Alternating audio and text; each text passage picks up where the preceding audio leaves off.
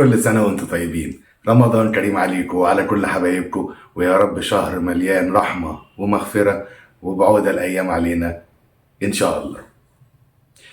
النهاردة أنا مش جاي نحلل على قد ما أنا جاي عايزين ندردش سوا شوية مع بعضين. في يوم كده ما قدرتش أتأخر في السحور، قمت متسحر بدري بدري وداخل نايم. صحيت تاني يوم الصبح لقيت واحد صاحبي يقول لي احنا هنتفرج على ماتش الزمالك يوم التلات فين؟ قلت له ماتش الزمالك ايه يوم التلات؟ قال لي هي مش حصلت قرعه امبارح بالليل على الفجر كده ولقينا ان احنا هنلعب الزمالك يوم التلات؟ قلت له قرعه ايه؟ قلت اما اخش اقرا لقيت رابطه الانديه عملت قرعه الساعه 5 الفجر تقريبا ونزلتها، واول ماتش في التسع ماتشة لقيت الاهلي والزمالك يوم التلات. الله، هو انتوا مش قلتوا ان المفروض من اول واحد لغايه 9 كل واحد بحسب الترتيب عارف مين هيلاعب مين؟ على حسب واحد هيلاعب 9 2 هيلاعب 8، ده على حسب ما انا فهمت. بصيت لقيت قرعه تانية تمام، لقيت ان الاهلي هيلاعب الزمالك يوم التلات بعد 5 ايام على طول من ظهور القرعه. بعديها الماتش اللي جاي بعديه على طول ماتش بيراميدز. يعني الجمهور بس لو كح في الملعب مش هتلاقي جمهور في ماتش بيراميدز. اللعيبه لو واحد عمل تدخلين، واحد كده واحد كده، خد انذار تالت، خد طرد، مش هتلاقيه في ماتش بيراميدز. غريبه الكلام ده قوي. قلت اما اشوف ايه اللي حصل، قلت اما اكمل كده القرعه واشوف ايه الكلام. لقيت ان بعد ما الاهلي هيلاعب الزمالك بعد كده هيلاعب بيراميدز، بالماتش الثالث والرابع لبيراميدز في فرقتين بيلعبوا على استاد حرس الحدود. حرس الحدود وفاركو. لقيت ان الماتشين دول لبيراميدز الثالث والرابع على طول. يعني بيراميدز لو راح عمل اسبوع قاعد في اسكندريه لعب الماتشين ودي، مش مثلا بقى يروح اسكندريه بعد كده يرجع يلعب ماتش هنا في القاهره ويرجع تاني اسكندريه، لا، الماتشين على طول ورا بعض في اسكندريه. يعني تروح تعمل معسكر اسبوع وجميله تكسب الماتشين وتيجي. قلت طب بعد كده اما اشوف الزمالك هيلعب بيراميدز امتى، يمكن برضه تطلع الدنيا سخنه في الاول على طول كده، والاقي الزمالك بيلعب بيراميدز بعد الاهلي، يبقى برضه الدنيا زي ما هي.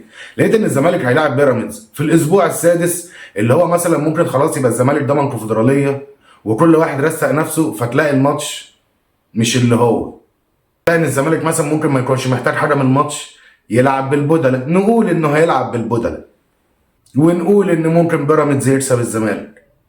مش دي مشكلتنا دلوقتي.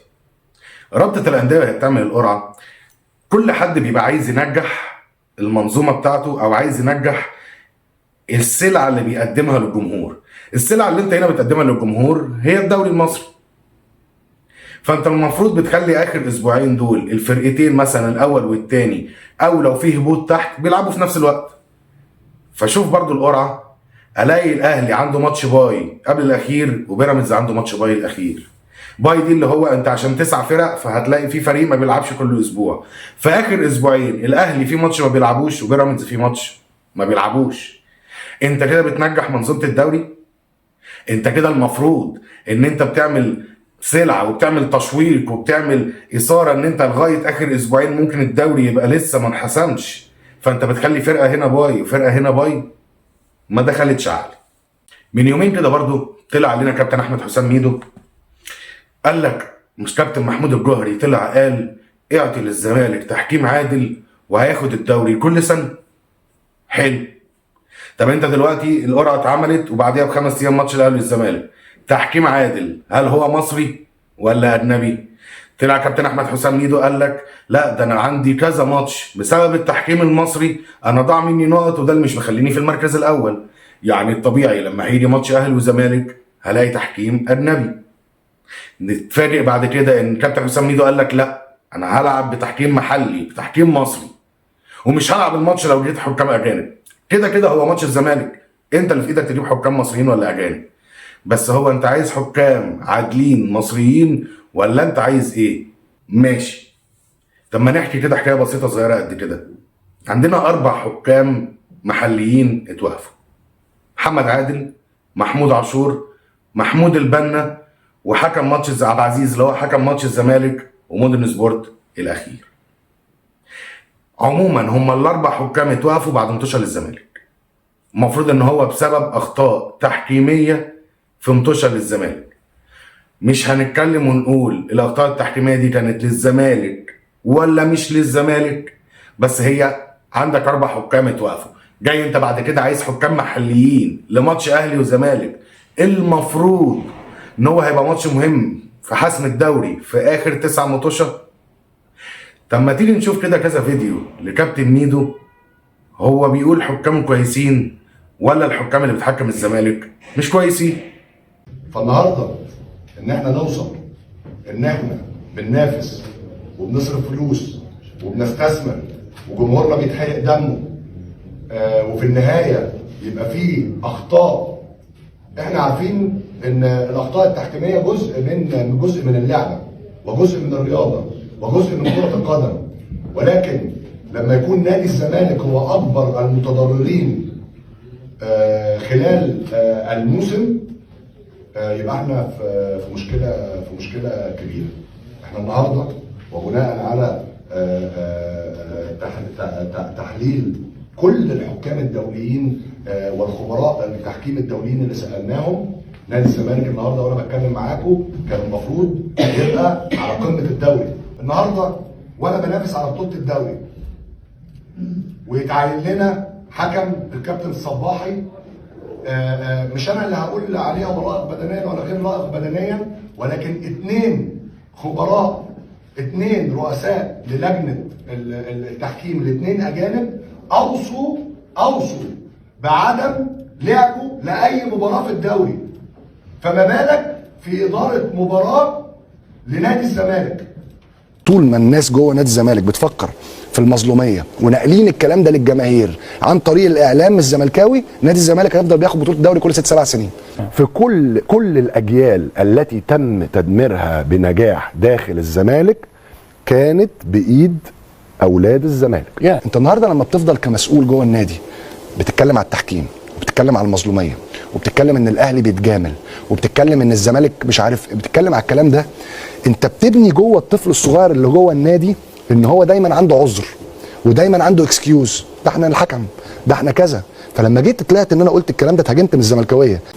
انا نفسي ان الناس اللي جوه نادي الزمالك والناس اللي بتعبر عن الزمالك في المنافذ الاعلاميه الرسميه وغير الرسميه لنادي الزمالك ان هي تبطل ان هي تشتغل على النغمه دي. ليه؟ لان دي اسهل نغمه.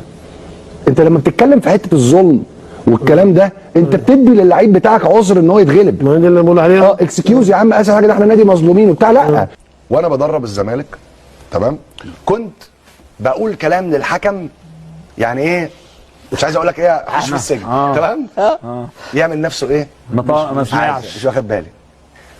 وانا ماسك وادي دجله يا عيني مثلا ولا المقصه ولا بتاع، اقسم بالله يا دكتور اقول بس والله العظيم ماتشات في المدرج. والله مره قلت الحكم البنا تمام، قلت له مره يا كابتن حرام عليك اللي انت بتعمله، انا عملت لك ايه؟ راح مديني الاحمر.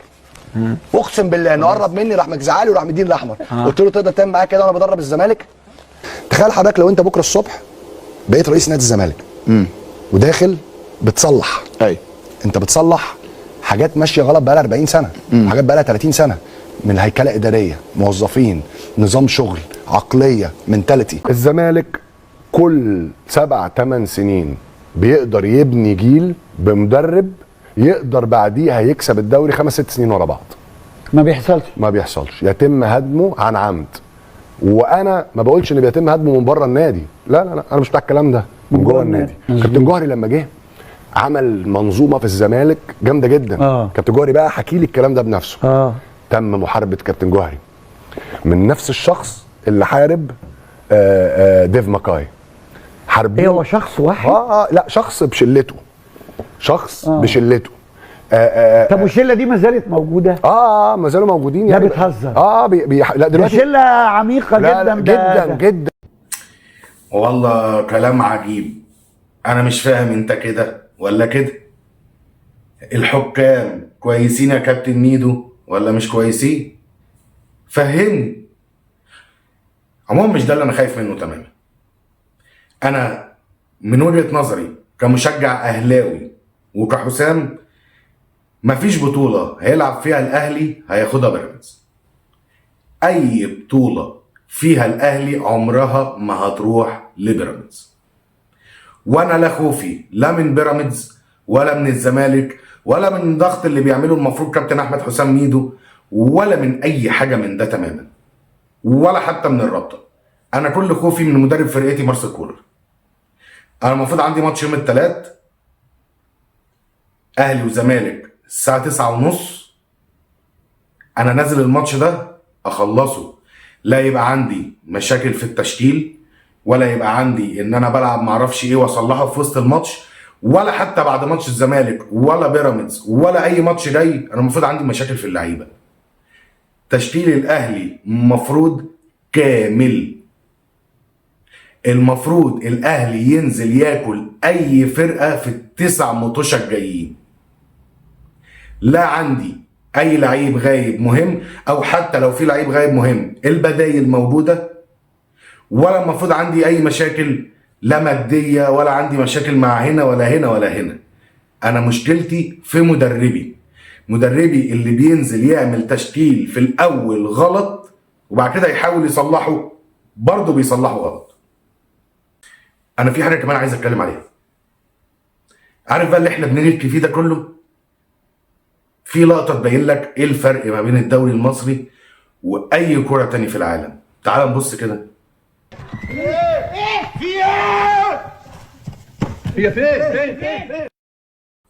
هو ده بقى الدوري المصري في الاخر اللي احنا تعبين نفسنا عليه. ده السلعه اللي المفروض يعني اتحاد الكوره ورابطه الانديه بتقدمها لنا. شايف بقى القعده اللي انا قاعدها دي وعمال اكلم لك واعمل لك يمين وشمال واقول لك اتحاد كوره واقول لك رابطه انديه واهلي وبيراميدز؟ من وجهه نظري هي نفس الطريقه دي اللي بيدار بيها الكوره في مصر. قاعده وكله قاعد مع بعضه ويلا بقى هي دوري مصري. قبل الماتش زي ماتش القمه اللي فات هحاول ان انا اتنبأ او احاول اعرف او احاول اغش تشكيل الاهلي بتاع الماتش وتشكيل الزمالك، وهحاول انزلهم الاثنين قبل الماتش بساعتين تقريبا. ربنا يجازي والله رابطه الانديه دول. يعني هيبقى عندنا 3 ماتشات شامبيون الساعه 10 هيضيعوا علينا ال3 بسبب ماتش اهلي وزمالك. طب ما كنت تجيب الماتش بدري شويه، ابعدوا عن يوم الثلاث والاربع تماما. لكن انا يبقى لسه عندي ليفربول وباريس سان جيرمان العوده، وعندي بعد كده برشلونه وبنفيكا، والماتشين هيبقوا احلى من بعض. ربنا يجازيهم. في النهايه قول لي ايه رايك من اللي بتعمله رابطه الانديه ده؟ هل صح ان المفروض الجدول ينزل الساعه 5 الفجر ومفيش اي طريقه احنا عارفينها القرعه اتعملت ازاي؟